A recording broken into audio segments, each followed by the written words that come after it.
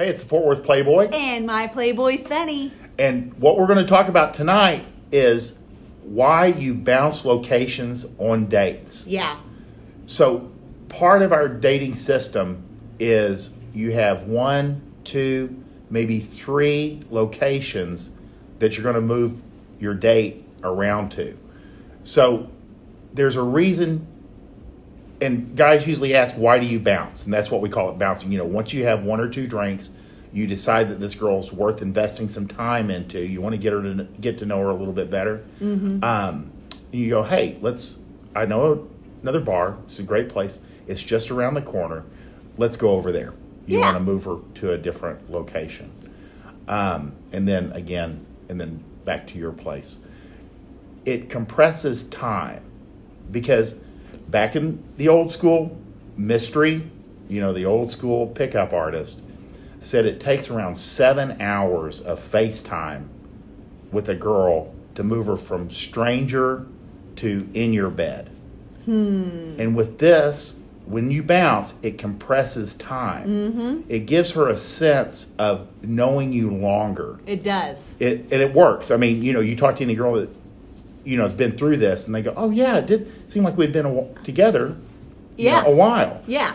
And it allows you to compress that time to about 3 to 4 hours when everything's going right. It feels like multiple dates because you're in multiple locations, even though it's the same night. It sounds ridiculous, but it feels like you've known each other longer. It feels like you've been on 3 dates or 2 dates or however many locations you hit. Yeah, and this falls under one of those things that you don't really understand how it works. All you have to know is that it works. Yeah.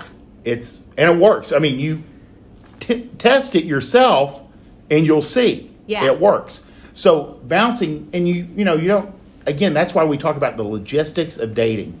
You need to know the 2 or 3 places you're going to move this girl from number 1, a few drinks there, to the second place. If things are going well, you can make the call right there. Do you try to move her back to your apartment or home?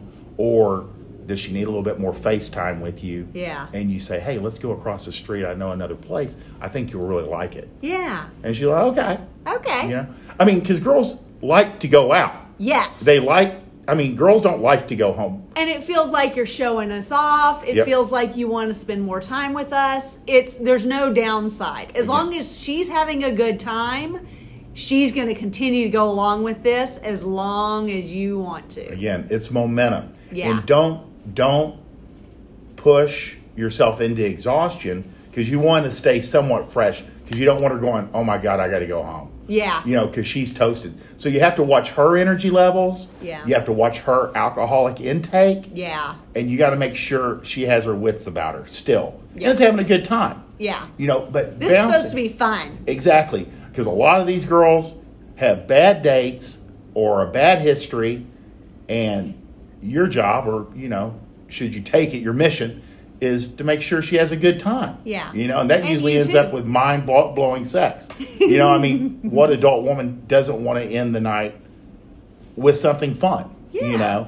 So that's the idea of it is, when you bounce, it creates a perception that she's been with you longer. Mm-hmm. It's not deception. It simply works in that manner. Mm-hmm. And then, at about 3 to 4 hours of FaceTime, she's open to becoming intimate. And that's why we bounce from place to place. The one caveat, if you're in an area that logistically there's one place. Yeah. A couple of the guys that are pretty savvy said you can move her around within the same venue. Fascinating. I don't recommend it if you have options. Yeah. Don't be cheap. Don't be lazy. This is no time for that. But if you only have one place in your town worth going to, then they'll move her from the bar to upstairs. To the patio. To a bench. Yeah, exactly. To a table. Yeah, exactly. I could see that. I could see going, starting at the bar, waiting for a table, getting a table, and then going, let's go get some fresh air, and moving to a patio table or an upstairs, a rooftop location or something. Yeah. I could see that. Yeah, and this is where it doesn't hurt. Like, somebody that is doing seating, slip them or 20 Seriously. or $40. Tip just well. Go, hey, I'm going to be moving this girl all over the place. If you just make sure that we have drinks coming, we'd really appreciate it. Yeah. And they'll get to know you because you're going to end up using the same place a lot. Well, and I was going to say that earlier too. At all of these locations, whenever you bounce, they're going to know you, but they'll know you a lot better if you're not a horrible customer. Tip well, be friendly, bring your manners, be, gregarious, be the life of the party, be the fun guy. Yeah. And these bartenders and wait staff will bend over backwards for you. Will bend over back. I remember one spot, I think it must have been like this waitress's trick, that she would always learn the girl's name, because we went there one time, she asked my name. The next time we went there was like 2 months later, and she knew me by name. I still don't know how you did that one. Pays off. But it goes a long way to not be a shitty customer, especially where you're going to be frequenting. Exactly. It's almost like a workplace. You want to get along with everyone. You want to get along. They will bend over backwards to make your experience even sexier. So when you're bouncing, just remember, you want to have a plan, and there's reasons that you're doing this. Yeah. So stick with your plan. Yeah. Okay, don't stay in one place for 3 or 4 hours. It won't. That is it won't not work. sexy. It can work, but it doesn't work as well, and it's a higher risk. Yeah. Bouncing works. All right. I love it. We wish you guys the best. Yes, we do.